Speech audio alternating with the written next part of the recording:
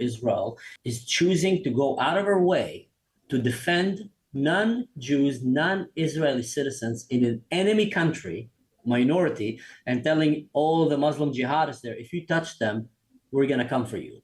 That is insane. The Druze were living a very bad life under Assad, and now things got even worse. I have Syrians and Druze that are talking to me, and they're telling me from inside about what's happening there. They're telling me now they're just trying to push for a rule that if in the Ramadan you get caught eating, you go 2 years to prison. Women need to stay at home. Men should not have hair, man buns, because it's haram. So it's becoming a very radical Muslim country, and it's getting, very hostile towards the Druze. That's why many Druze were starting to talk about maybe we go to Israel. Maybe Israel can save us.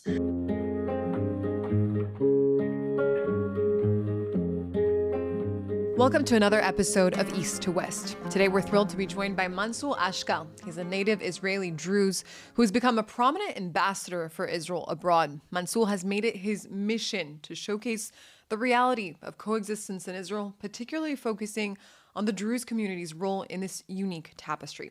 A former officer in Israel's elite IDF special forces, Mansour's life and career embody the values of unity and cooperation between Israel's diverse communities.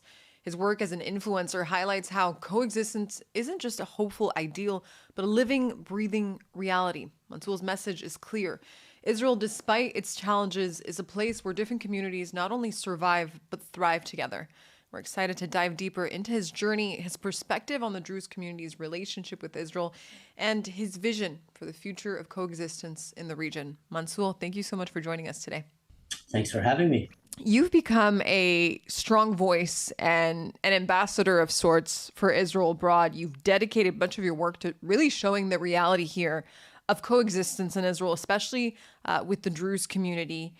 In your own words, who are you and how would you describe the work that you do? I'm a father, family man, an Israeli. I'm a Druze, born Arab in the nation of Israel. And I'm just someone who stumbled into what we call today Hasbara because I couldn't sit on the fence while I'm watching the world hating my Jewish brothers and sisters. And I felt like, Israel has been so good to me. The Jewish people are all my friends. And the least I can do is just tell the world the truth about what's really happening in Israel. That's how it all started. I just saw how anti-Semitism is going to rise and how the lies are going to be spread.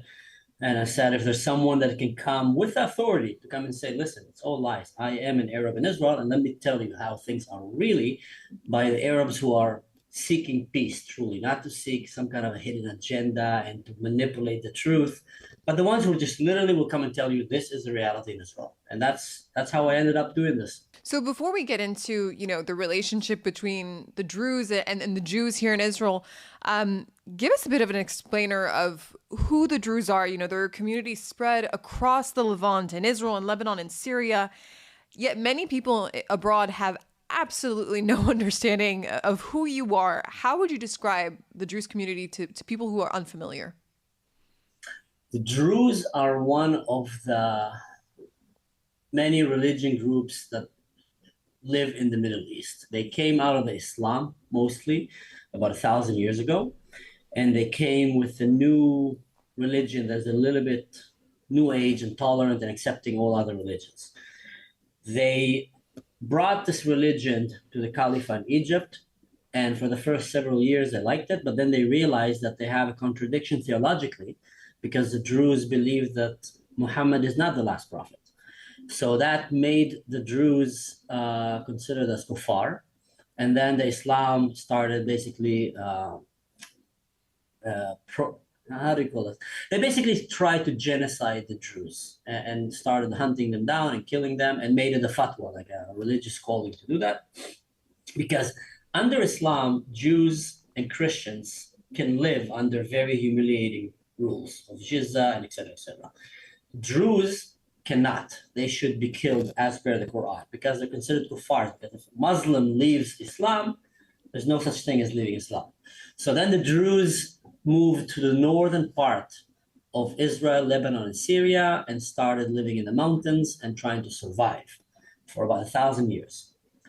And their religion accepts and tolerates everyone. So let's say if you walk to the Druze village as a Christian, you don't need to hide your faith. They actually want to know about it. They'll get excited. They'll tell you, yeah, we read about it. We have in our books talking about it. We know that this is a beautiful messenger from God, and etc. Same thing with Judaism, Hinduism, I don't know. So it's a very accepting kind of religion, but it's also a very secret religion. So you cannot become Druze. You can only be born Druze.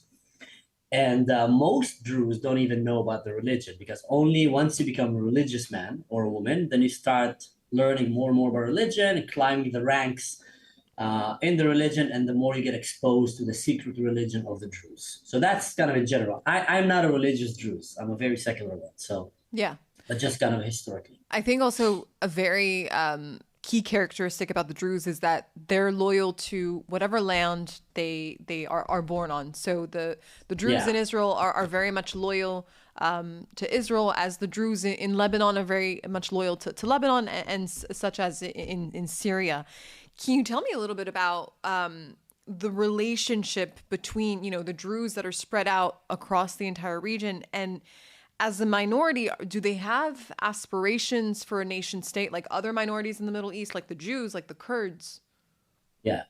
No, the Druze, from a religious point of view, see it that they don't see any need to have a nation. They see having a nation that's something that leads you to politics, leads you to dealing with earthly stuff, and distract you from your faith and from just living the land and serving your God and just having your faith. So the Druze in their own religion are not supposed to have a nation. They shouldn't. And that's why the Druze have no aspirations to have a country. But what they do is they know that other nations around them are all the time fighting about, who's going to control this land, taking taxations and etc. So they have part in the religion where they say any government that is going to be above us, that will treat us fairly, we will be law-abiding citizens. We'll pay the tax that needs to pay. We'll serve in the army if he needs to serve. We'll be in the working force of the market. Just let us practice our own faith and let us keep our own land. Don't try to take us from our land.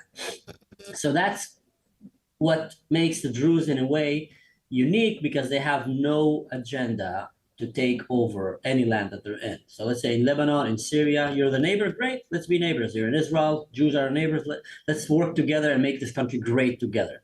To that point, tell me specifically about the Druze community here in Israel. And they've really, as you said, have integrated and are so much part of the Israeli society and the fabric of this country, both on a societal level, on a military level, militarily. They're truly brothers in arms, blood brothers. I mean, they really have a pact of sorts. Yeah, well, they're very overachievers, even compared to the size of that religion. When the Jews came back to their land after being 2,000 years in exile, the Druze were already here, living with other groups. There were Jews here, there were Muslims and Christians, there were small minorities, but there was no country here. It was like a no man's land for a very long time. And then the Jews came, and the Druze and the Jews, they probed each other in the beginning. There were a lot of suspicions between any village and tribe back in these days. But very fast, the Druze and the Jews saw that they have more in common than not in common. They saw that they both want to just live peacefully. They both have no agenda to, convert one another. And they're both peaceful in religions that believes in life and cherish life. Now, the Druze were under Muslim occupation for a very, very long time, and also had to fight all them because the Muslims were trying to either kill them or convert them. So very fast, when the Muslims start doing the same thing to the Jews, now, you have both of us are trying to survive under this, Islamic colonization that is going all around the Middle East and Northern Africa and Southern Europe. So they became together, and then they came and decided to do a blood covenant, which I think is one of the most beautiful things. And if you look at the history of the Jewish people, never in the history of the Jewish people, to my knowledge, and I studied that history quite a lot, have they ever had such a partner like the Druze. A nation, a group of people, not a nation, that have tied their fate with them and have served loyally together. October 7 was a peak example. October 7, when our Jewish brothers and sisters were being butchered and murdered and hiding in the bomb shelters, many Druze men just left their houses and just went into the fire, into the fray, and went to save their Jewish brothers and sisters. And we lost many of our, dearest brothers and parents and husbands and etc. But we did it You without hesitation. you And that's yourself, you because served in the IDF special forces. We know that, as you mentioned, many Druze serve in the military, the Israeli military voluntarily. It's not Mhm. mandatory for them. How would you say this voluntary service contributes to that relationship? And as you mentioned, how October 7th really just cemented that relationship, especially between the Druze and the Jews, who the Druze, as we remember, that horrific attack in Majd al-Shams when Hezbollah fired a rocket that killed 12 Druze children who were playing soccer. I believe it was on a Saturday on afternoon. Saturday. Yeah. I think what Ben Gurion said, Bonet Tzava, Bonet Am, a nation that builds an army that builds a nation, was the best way to describe the benefit that the Druze and the Jews had when they made it mandatory for both to go to the army. And because a Druze kid who's growing in the village might see some Jews back in the days, might see some Jews coming for tourism and etc. But the first real encounter with a Jewish society would have been usually in the army. Suddenly, you're shoulder to shoulder, sharing the same room, bunk beds, with a Jewish friend from Tel Aviv and someone from Jerusalem, someone religious, someone atheist. And then they become brothers in arms. Then they see that we're all humans here and we just want to defend our country. So that brought the society so close with each other. And that's also for me in my military service. I've never thought he's a Jew, he's a Druze. That thought never came through my mind. And also, most of my friends, it was never like, oh, he's an Ashkenazi, he's a Haredi. It was just we're all Israelis. So that was very important. I think that's one of the best things that happened to the Druze. And one of the things that I think are missing in the Christian Arab uh, Israeli community or the Muslim Arab because they don't do it, so they don't feel sometimes as connected to the land. Yeah, I guess what's the relationship like between the Druze of Israel versus, the Arab, Christian, and Muslim community here? The relationship in general is good. You know, with the Christians, especially, they live very peacefully with each other. With the Muslims, it depends. If they are, Israeli pro-Israel Muslims who just, appreciate democracy and Western civilization, it's great. But if they're jihadist Muslims, then there's a lot of hate and a lot of animosity because they see the Druze as traitors to the Muslim cause. I remember when I was in the army and I was in the area of Ramallah, many times Muslim will come to me and tell me like, aren't you ashamed that you're betraying us, that you're supporting these Zionist pigs instead of standing with your Arab brothers and sisters? And I will tell them, for the last 1,000 years, you've been killing my family, my people, hunting them, trying to genocide us.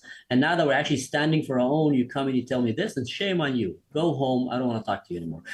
And you see that in one hand, they kind of want you to be with them, but on the other hand, they don't. The Druze in Syria, for example, are suffering terribly now under Islam. So Islam was never really very kind.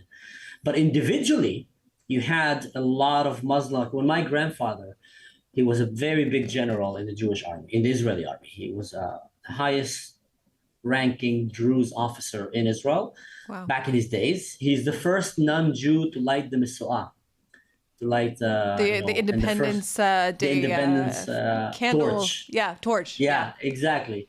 So he was the first non-Jew to light it. He was the first Druze to light it, and he was a very good friend of Yitzhak Rabin. He was very, very immersed. He sent his kid at the age of 16 to live in a Jewish kibbutz, which was very not common back then because he saw the importance of connecting the Jews and the Druze and the communities here together. He had many Muslim friends. He had many Bedouin friends and etc. But like I said, there were individuals who kind of saw past what the religion is kind of teaching them. So there's a lot of tension between the two. And that is one of the reasons, by the way, why the Druze understand the Middle East better than most Israelis, because they're very close to Islam and to the Arab religions, and they know it inside out, and they can read a bluff when it's happening, while many Israelis sometimes there's so much clinging and hoping for a sign of peace or a sign of this, and they get manipulated quite often. I think It's been really interesting to see that relationship between Israel and the Syrian Druze really develop in the past few months. Ever since the Wow. falling of Bashar al-Assad in Syria, now Israel has instructed the IDF to actually go and defend a Druze majority city of Jaramana on the outskirts of Damascus in Syria.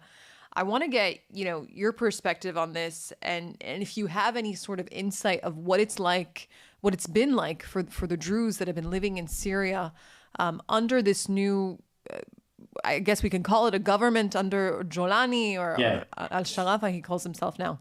So the Druze were living a very bad life under Assad. Obviously, anyone in Syria was having a terrible life. It was a Yeah. very terrible regime, and now things got even worse for them.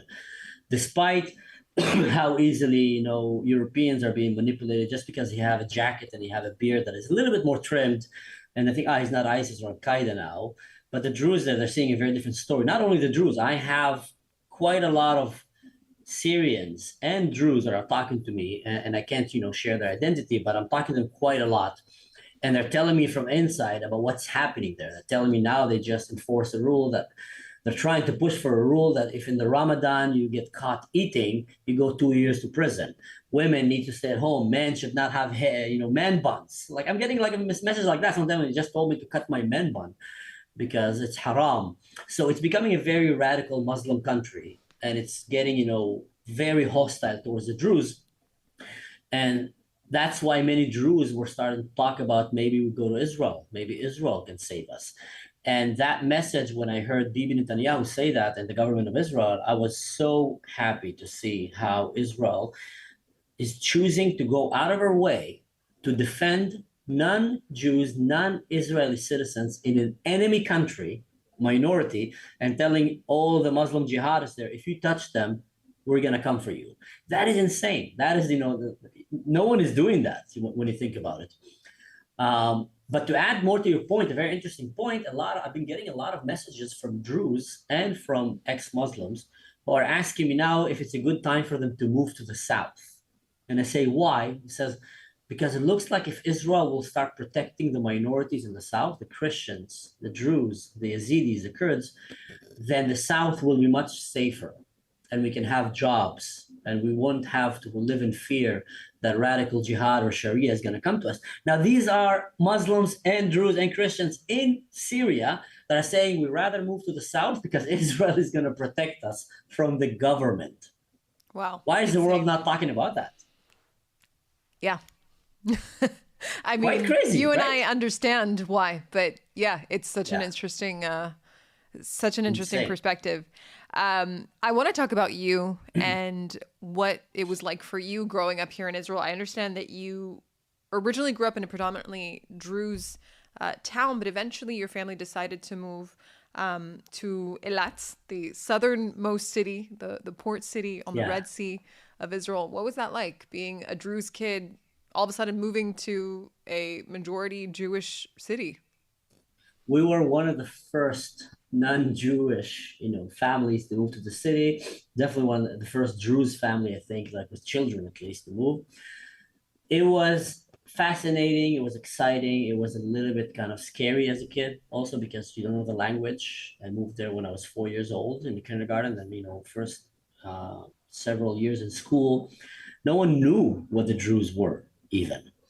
And my mom had to reach all the way to the Ministry of Education and to make them change the curriculum in the entire country of Israel. She literally, a woman that barely finished school, lived in a village, ended up changing the curriculum of the education in Israel because they came and told them, listen, you're not teaching enough about the Druze, about the Bedouins, about the Cherkess, about the Christians, and you need to have that in the curriculum. And Israel changed that.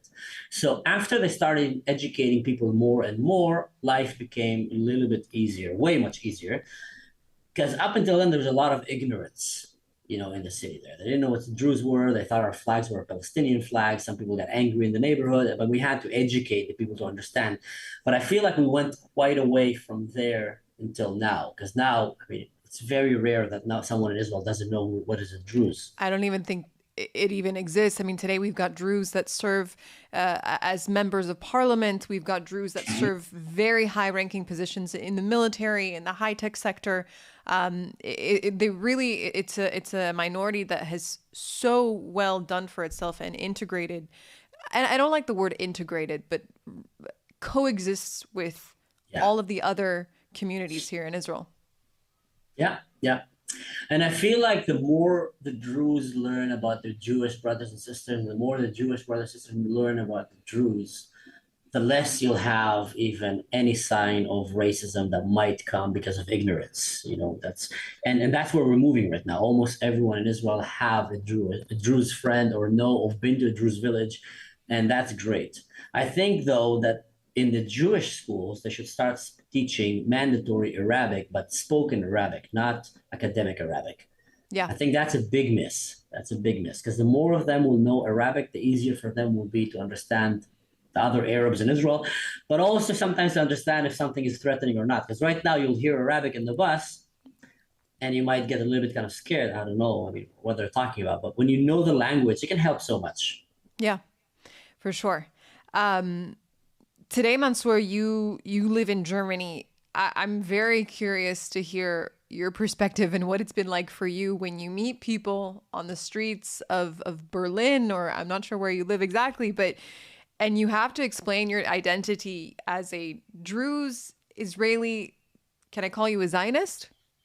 Yeah, of course. What are the I think any Israel. reactions? What are the what? What are the reactions? Well, it depends. In Germany, it's not like in France or in Belgium or the UK where they completely became, jihadist town and kind of lost their identity. I would say that I don't think they can recover from it unless something drastic happened. In Germany, they're actually still trying to push back radical Islam, especially because many of them deny the Holocaust, and that's a big no-no in Germany.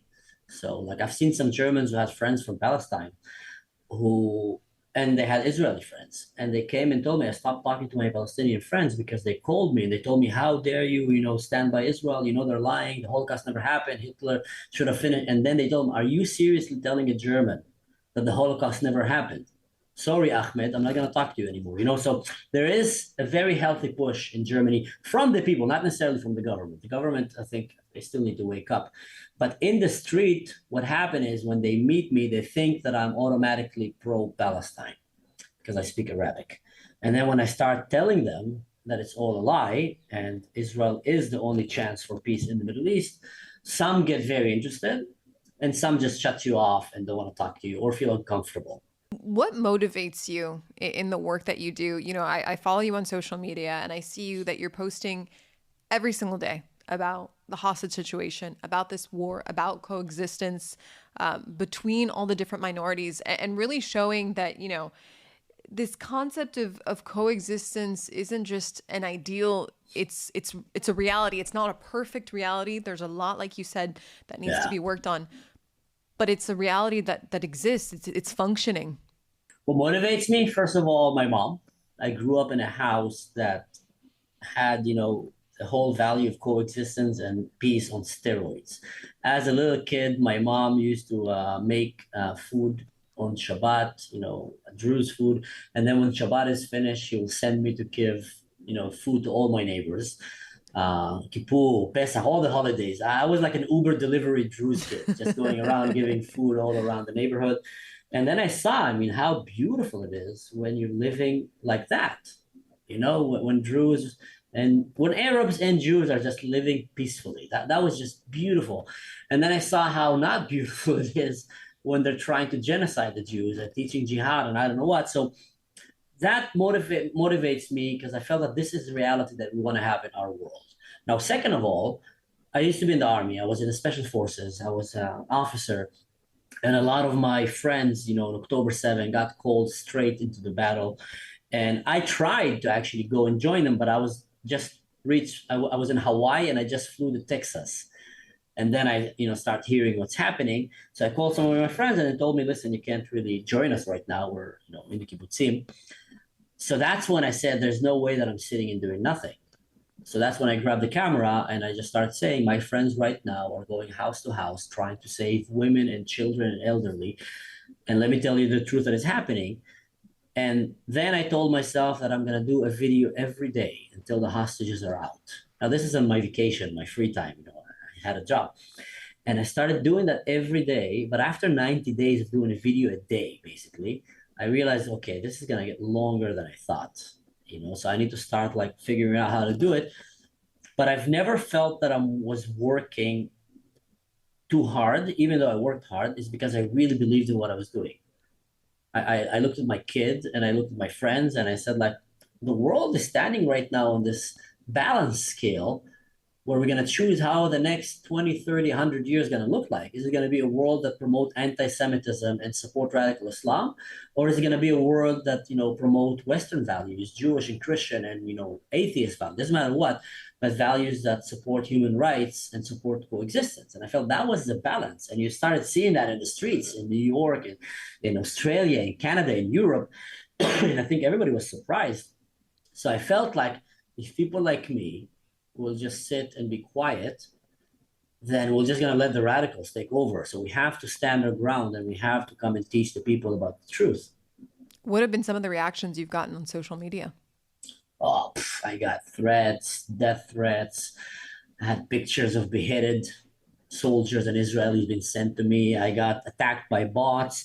But all these things, I just brushed it off. It was just a bunch of idiots around the world with no life or bots. But what really bothered me the most is how many times I got silenced and shadow banned by Western social media for actually putting the voice out there as an Arab that loves his Jewish brothers and sisters and want to tell the truth.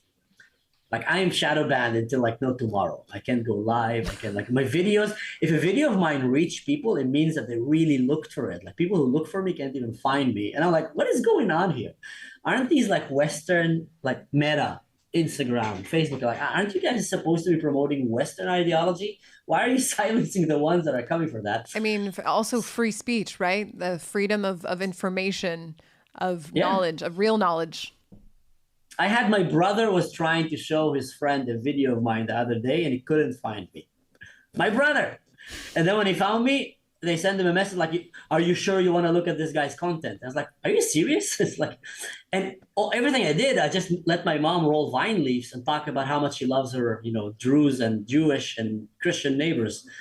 And that got silenced. So I think that surprised me more because I kind of knew the reaction of the Arab world, the radical one. But yeah, and let's say it that way also. In Israel, as an Arab, I feel much safer than as an Arab in Europe. Much, much safer. Like here I don't look behind my back. Why do you feel safer? Because in Israel, it's very clear who are the good guys and who are the bad guys. And if you're a law-abiding, peaceful Arab, then you have nothing to worry about. And if you're a jihadist who want to come and promote and kill people just because they don't share your beliefs, then the government and the people will point you out, stop you, not let you do what you want to do. In Europe, they're so easily manipulated by jihadists that they actually think that the jihadists are the good guys and that the Middle Easterns who comes to warn them about radical Islam from Iran, from Israel, from anywhere, from Lebanon, from Syria, they call us radicals. And then when you're walking in the street, you know that if someone will choose to come and hurt me because I don't hate the Jews, then it's very unlikely that the Europeans will stop it. It's very unlikely that the police will even spot it in time. And it's very unlikely that the Germans or any Europeans will get out of their comfort zone to come and like stop it until it's too late. While in Israel, you know that, like my mom went one day, I'll give you an example. She went to the supermarket right after October 7th, and she's a religious Druze. So she has the futa, the hijab, you call it, kind of on her head. The Druze call it futa, that's like the head cover. And she went to the supermarket, and there was a racist idiot there that got upset and started shouting, oh, you Arab people, this. And then half the supermarket started shouting at him, shame on you. You don't talk like this to this lady. She's a lovely lady. She loves us. She's not, she's Druze, first of all, and she's not. And the way that society here counter, any hate towards Arabs or others You don't see that in Europe. Although they pretend, they like to pretend like, oh, we're so, but they're not. They're not. Like, if you're a peaceful Arab in Europe, most of my friends who are ex-Muslims and very educated people and who are starting to talk about it, they keep their identity hidden in Europe. In Israel, they wouldn't need to, because they know that Islam is going to come try to get them, and the Europeans won't do anything to stop it. Wow. Yeah, it's really the hypocrisy of the West, which, as you said, just hasn't woken up to the reality. Yeah, and that's what happened during the Holocaust, if you remember.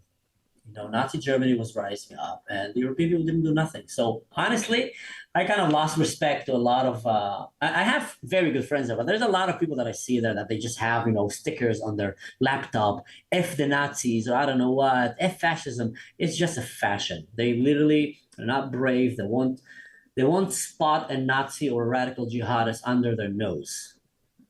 And if they Yeah. do, they'll just feel uncomfortable, because it's cool to have a sticker on your laptop when you're sitting in a coffee shop, but it's not very cool to stand your ground and tell someone, hey, that's not acceptable, that's racist, don't do that. They don't do that there. Yeah, There is people it's that do trendy it, but they're activism. not the majority. Yeah, exactly. To all the people that are watching the media, the only place in the Middle East where you have a true freedom of religion is Israel. My mom wears a headscarf because she chooses to. The rest of my family are not religious. They don't. No one forced them. You have Jews, Christian, Arabs, any religion here, and the peace-loving ones that will tell you it's the only place where we're actually allowed to practice our religion the way that we want. The non-peace loving ones, they'll be the one that lying to you. So you need to figure out who's who.